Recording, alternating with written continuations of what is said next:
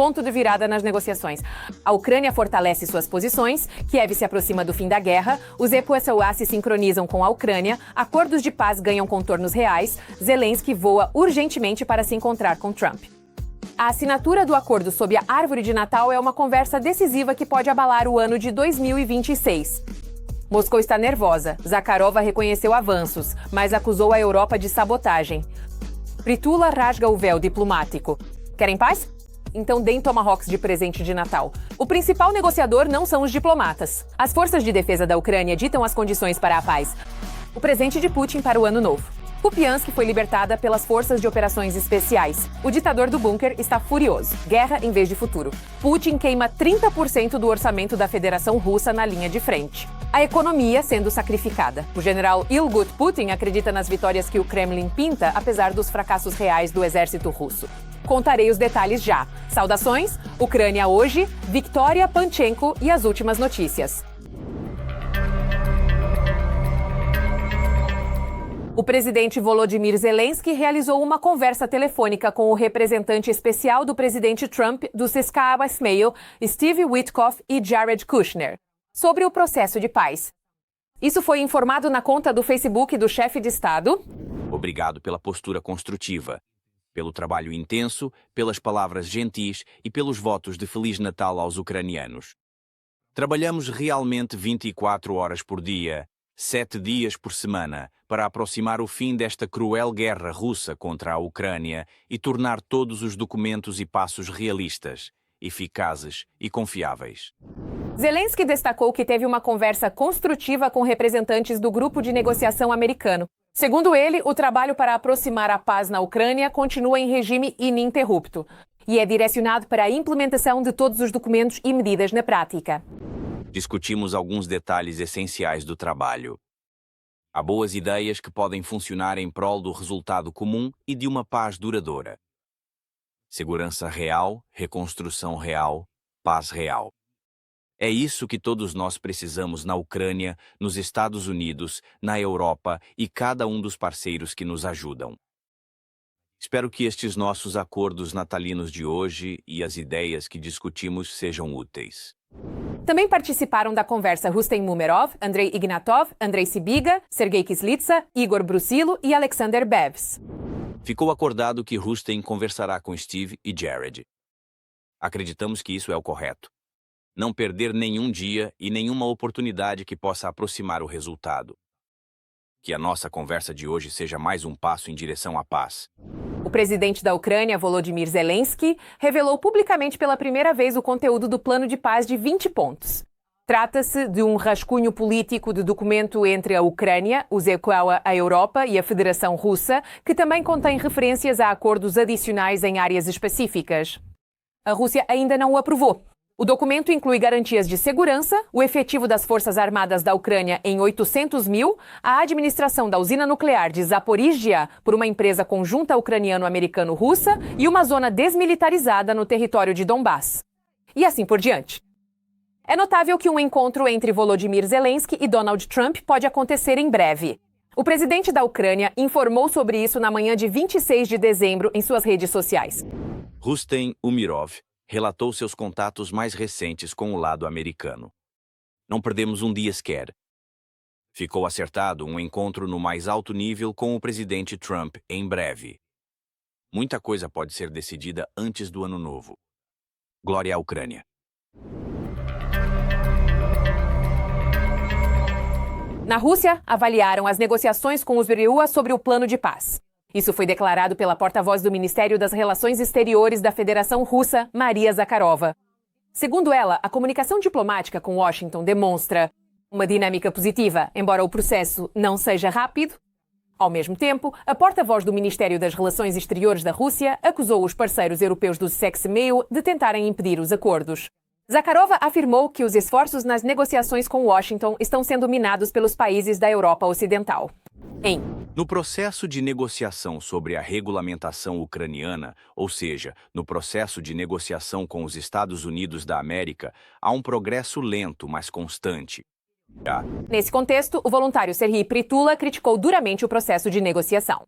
Deseja negociar? Coloque os machados sob a árvore. Estrangule a frota clandestina da Rússia, transfira os ativos russos congelados para a Ucrânia. Ele afirma: o Kremlin só entende força, o principal negociador da Ucrânia, as poderosas forças de defesa, não declarações de líderes ocidentais. Queremos alguns machados de guerra para a árvore de Natal. Ajudem a bloquear a frota clandestina da Rússia e verão como as negociações avançarão de forma muito mais dinâmica. E aos líderes europeus, desejo coragem neste Natal. Coragem para transferir os ativos congelados para a Ucrânia. Dizem que esse dinheiro também tem grande influência sobre o desejo dos russos de negociar. E o mais importante, fortalecerá ainda mais as forças de defesa, o principal negociador da Ucrânia pela paz. Um presente para colocar sob a árvore do Kremlin. Kupiansk foi libertada, o ditador do bunker está furioso. A libertação de Kupiansk afeta a situação geral na linha de frente, por mais que tentem minimizar essa brilhante operação dos defensores ucranianos no Kremlin. Veja o que vai mudar. As forças armadas da Ucrânia defendem Kupiansk, na região de Kharkiv. Este é um bom ponto de apoio para resolver todas as tarefas estabelecidas no início da operação militar especial. Ou seja, daqui, deste ponto de apoio, deste setor, é conveniente para o exército russo avançar em todas as direções. No entanto, mais uma vez, os planos do Kremlin foram destruídos pelo poderoso punho do exército ucraniano. Depois que as forças armadas da Ucrânia cortaram o avanço ao norte da cidade, todos os principais corredores de infiltração e abastecimento das tropas russas que estavam na cidade foram bloqueados. Como resultado, as unidades inimigas ficaram praticamente isoladas. Os militares russos que permaneceram na cidade ficaram sem possibilidade de evacuar os feridos, receber reforços, água ou comida. No momento, todos os dias é feita a eliminação de uma certa quantidade dos que ficaram escondidos nos cantos do cerco. E eles já não podem fazer nada, a não ser se render ou se autodestruir. Tenente sênior das Forças de Defesa com o codinome Alex, autor do canal do Telegram oficial. A operação para cortar as rotas de abastecimento dos ocupantes foi coordenada pelo 2º Corpo da Guarda Nacional da Ucrânia, NYARTY.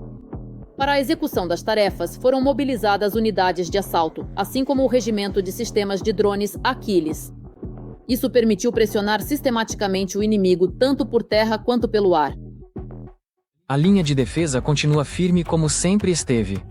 Unidades de assalto adicionais realizaram operações de incursão, avançando e limpando passo a passo. As localidades de Kondrashovka e Rodkovka foram avançando, cortando assim, pelo lado oeste do rio Oskol, essas localidades.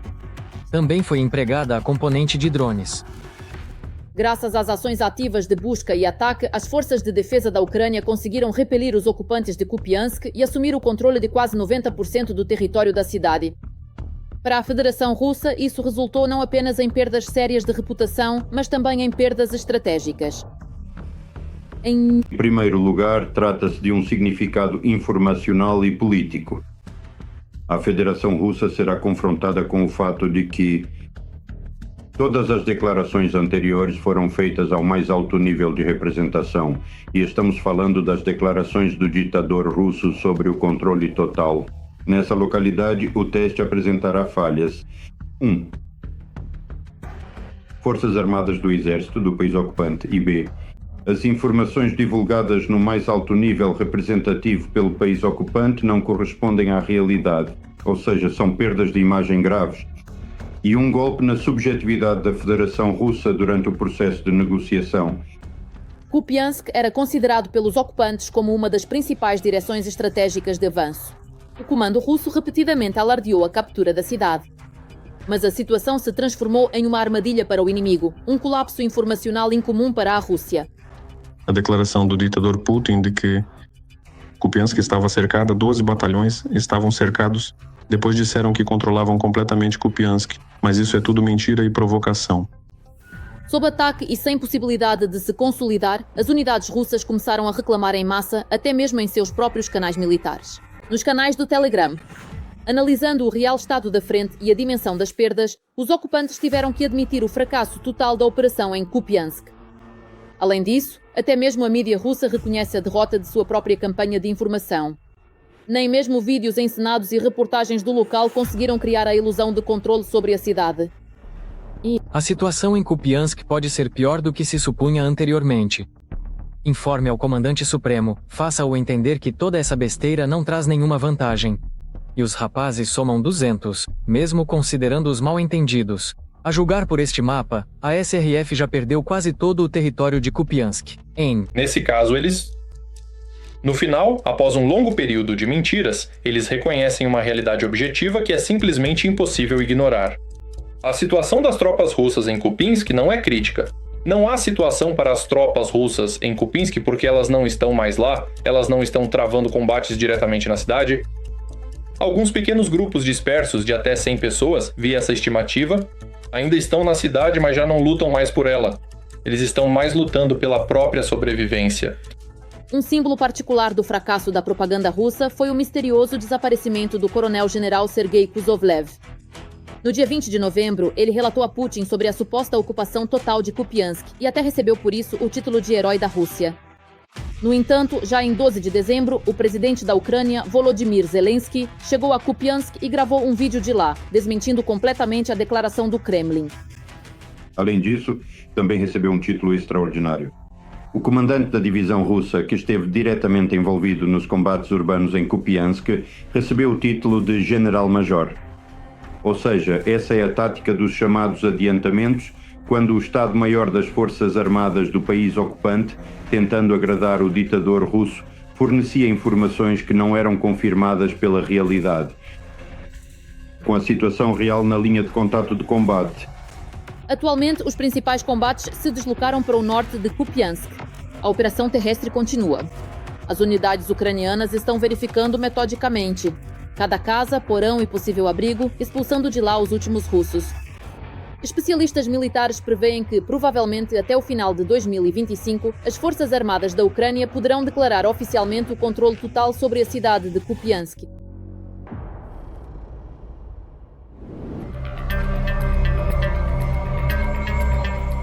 E apesar da derrota na linha de frente, Putin continua financiando a máquina de guerra, à custa dos cidadãos comuns, é claro. Os gastos militares da Rússia em 2026 serão de 12,9 trilhões de rublos, quase 30% de todo o orçamento do país. Isso é um pouco menos do que neste ano, 13,5 trilhões de rublos. No entanto, os gastos com a guerra são 3 vezes maiores do que os investimentos no desenvolvimento econômico e 4 vezes maiores do que os gastos com educação e saúde juntos. Mais detalhes na reportagem. Putin gasta semanalmente com a guerra, o equivalente aos orçamentos anuais de 75% das regiões russas. O The Moscow Times calculou que, pelo segundo ano consecutivo, os gastos semanais da Rússia com a guerra na Ucrânia superam os orçamentos anuais da maioria das regiões da Federação Russa. O orçamento russo já enfrenta sérios problemas. Além disso, segundo a própria avaliação russa, neste momento a economia do país está dando sinais do chamado superaquecimento. Isso também é evidenciado por uma resolução do governo do país ocupante. Em primeiro lugar, isso é o aumento do IVA de 20% para 22%, o que, consequentemente, representa um ônus fiscal para as pequenas e médias empresas. Como resultado dessas decisões do governo russo, já há uma onda de insatisfação entre os empresários. E o segundo ponto é o aumento da parte de despesas do orçamento em 6%. Esse é um desafio seríssimo para a economia russa. Para a análise, os jornalistas utilizaram dados sobre os orçamentos dos entes federativos para os anos de 2022 a 2026, aprovados pelas autoridades locais, e compararam esses números com os gastos na categoria Defesa Nacional do Orçamento da Federação Russa, cuja base atualmente é composta pelas despesas com a condução das hostilidades na Ucrânia. A economia russa, como resultado das ações dos serviços especiais ucranianos, estamos falando de ataques a refinarias de petróleo, sofreu prejuízos da ordem de 100 bilhões de dólares. Esses são prejuízos colossais. E o terceiro ponto é o Fundo Nacional de Bem-Estar. Segundo a própria avaliação do lado russo, durante o período da chamada Operação Militar Especial, ele foi reduzido pela metade. Declarado que os orçamentos da Crimeia, anexada, e das regiões da Ucrânia ocupadas não foram considerados nos cálculos. Neste momento, a Federação Russa está fazendo tentativas desesperadas para transferir os problemas financeiros dos territórios da Ucrânia temporariamente ocupados. sobre as chamadas quase formações em si, LPR e DPR. Além disso, o lado russo reconhece que o dinheiro alocado do orçamento federal não chega efetivamente ao seu destino pretendido no âmbito dos programas específicos para a restauração da infraestrutura nas regiões ocupadas da Ucrânia. O eterno problema da Rússia é a corrupção e, consequentemente, o desperdício de dinheiro. Em 2026, os gastos militares da Rússia totalizarão 12,9 trilhões rublos. Isso representa quase 30% de todo o orçamento do país e é um pouco menos do que em 2025, quando esse valor era de 13,5 trilhões de rublos. Em dependência dos resultados das negociações de paz, a Federação Russa já fará ajustes no orçamento ou buscará fontes adicionais de financiamento. Vale ressaltar que eles enfrentam sérios problemas justamente com essas fontes adicionais de financiamento. Isso inclui, consequentemente, a situação em torno da Venezuela, onde o petróleo era vendido por meio de empresas russas, atuando de fato como intermediárias. E também a situação, consequentemente, com os derivados de petróleo iranianos, onde a Federação Russa praticamente perdeu o mercado da extração de petróleo e, consequentemente, a capacidade de influência. À venda. Os gastos do ditador do Kremlin com a guerra são 3 vezes maiores do que seus gastos com desenvolvimento econômico e 4 vezes maiores do que seus gastos com educação e saúde, em conjunto. Assim, no próximo ano, a maioria dos russos, em vez de estudar ou fazer tratamento, tudo o que resta é lutar.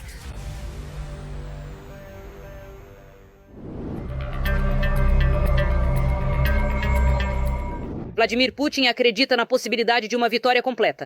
Na Ucrânia, os generais russos e os serviços secretos já tradicionalmente e de forma sistemática embelezam os relatórios sobre a situação na linha de frente. A mídia ocidental escreve que Putin se reúne regularmente com pessoas de confiança, que informam que a guerra está prejudicando cada vez mais a economia, mas ele continua acreditando na vitória da Rússia. Nos briefings militares para Putin, eles exageram as perdas das forças armadas da Ucrânia, destacam as vantagens de Moscou em recursos e minimizam os fracassos táticos. Sobre como os generais de Putin fabricam vitórias para seu líder, escondendo fracassos evidentes, veja a seguir. Os generais russos e os serviços secretos embelezam os relatórios sobre a situação na linha de frente para o ditador russo Vladimir Putin. O agrupamento de tropas oeste ocupou a cidade estrategicamente importante de Kupiansk, que o inimigo tenta, sem sucesso, recuperar. Putin acredita que a Rússia já quase venceu a Ucrânia, por isso recusa um cessar-fogo. É o que escreve o Financial Times. Autoridades ocidentais contaram à publicação que Putin, sob influência de informações falsas que chegam ao Kremlin, recusa aceitar condições vantajosas para encerrar a guerra, propostas pelo presidente americano Donald Trump. Militares russos e os serviços secretos fornecem regularmente a Putin relatórios sobre a guerra. Nesses relatórios, são superestimadas as perdas da Ucrânia e destacados os benefícios da Federação Russa em termos de recursos. E minimizam as falhas táticas. Segundo as fontes do jornal, esse quadro otimista apresentado ao ditador do Kremlin nos briefings militares o faz acreditar que pode vencer a guerra. Nossas tropas estão destruindo o inimigo, seus agrupamentos e reservas.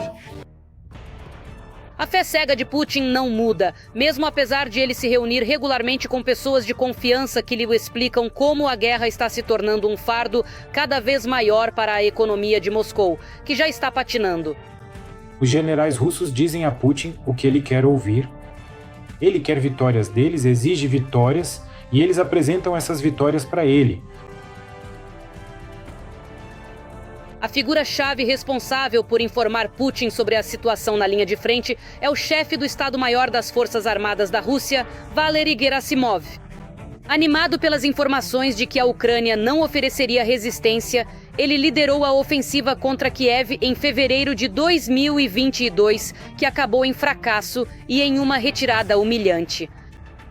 Em agosto de 2024, Gerasimov informou a Putin que a Rússia havia detido o avanço das forças de defesa da Ucrânia na região de Kursk, embora parte do território já estivesse sob controle dos militares ucranianos. Em 20 de novembro, Valery Gerasimov anunciou a tomada de Kupiansk pelas tropas russas. A unidade do agrupamento Oeste libertou a cidade de Kupiansk e continua a destruir as formações das Forças Armadas da Ucrânia, cercadas na margem esquerda do rio Oskol. Para os generais, a continuação da guerra é uma bênção, pois eles recebem status, fundos e recursos. Eles são as pessoas mais importantes do Estado. Por que não inventar vitórias, ainda mais se a liderança as exige deles? Depois, se for o caso, a gente corrige de algum jeito. Após Gerasimov, o próprio Putin continuou a falar sobre Kupiansk e sua tomada. Segundo a versão do ditador russo, as forças ucranianas perto de Pokrovsk e Kupiansk estão bloqueadas. Em Kupiansk e na cidade de Krasnoarmeysk, o inimigo acabou bloqueado e cercado. Aliás, eu discuti essa questão com os comandantes do respectivo agrupamento. Eles não são contra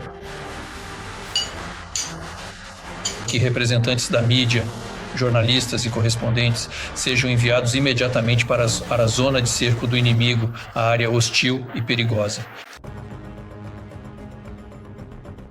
Em meio a intensos combates, no dia 12 de dezembro, o presidente da Ucrânia, Volodymyr Zelensky, chegou a Kupiansk, na região de Kharkiv. Nas redes sociais, ele publicou um vídeo selfie próximo ao monumento crivado de balas na entrada da cidade, demonstrando que as declarações do lado russo sobre o suposto controle total de Kupiansk não correspondem à realidade e que Kupiansk está sob controle da Ucrânia. Hoje o foco é Kupiansk. Nossos soldados que aqui conquistam resultados para a Ucrânia. Os russos falaram muito sobre Kupiansk. Nós vemos isso, eu estava lá, dei os parabéns aos rapazes. É assim que se parecem as tentativas tímidas de Putin de explicar o vídeo de Zelensky? Perto da estela na entrada de Kupiansk, cuja captura o ditador havia anunciado anteriormente. Durante a ligação direta, Putin reiterou que a cidade está sob controle russo e chamou o vídeo de Zelensky de falso. O artista é talentoso, digo isso sem nenhuma ironia. Sabemos disso pelos filmes que ele fez antigamente. Portanto, não há nada de incomum aqui. Dizem que Stella está completamente diferente agora, mas esse não é o ponto. A Stella está localizada a cerca de 1 quilômetro da própria cidade, porque você está parado na soleira da porta. Entre na casa. Certo? Se for assim, Kupiansk sob seu comando.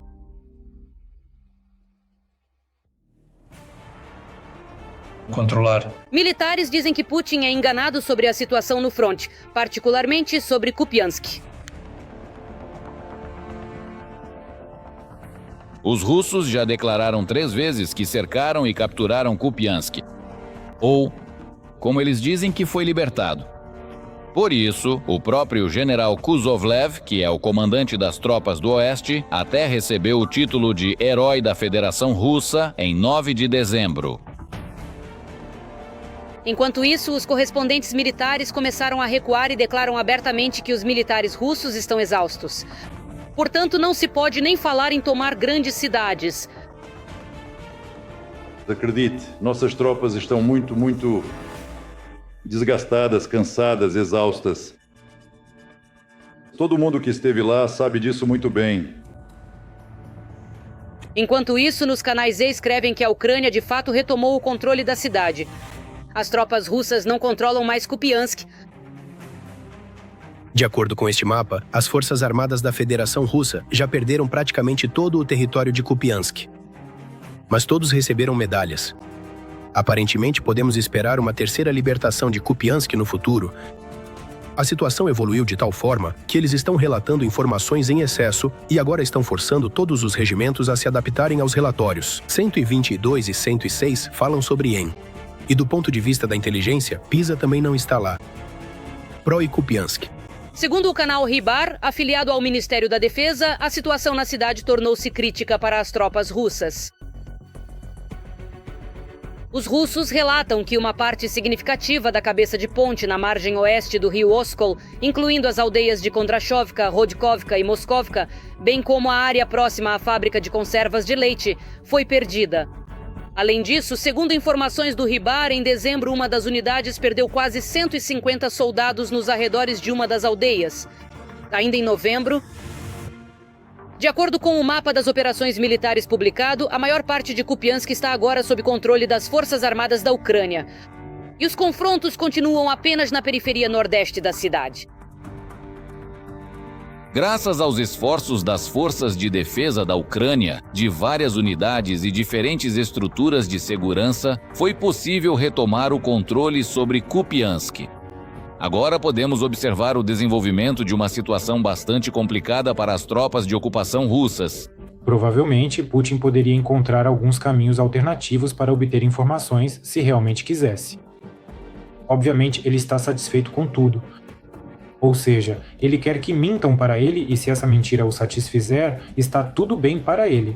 Mais uma vez, os generais são uma espécie de aliados de Putin em sua luta interna de bastidores contra todos esses economistas chatos e desanimados, que simplesmente ficam dizendo a ele o tempo todo que talvez valha a pena parar, talvez valha a pena pensar em um cessar-fogo. Bem, enquanto os generais russos continuam apresentando vitórias falsas para Putin, ele continua acreditando nessa ilusão.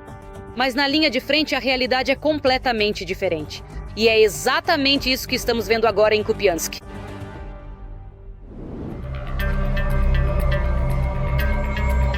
E o que vocês acham dos últimos acontecimentos? Seus comentários são bem-vindos. Mais novidades em breve. Fiquem por dentro e deixem o like. Que tenhamos um céu pacífico.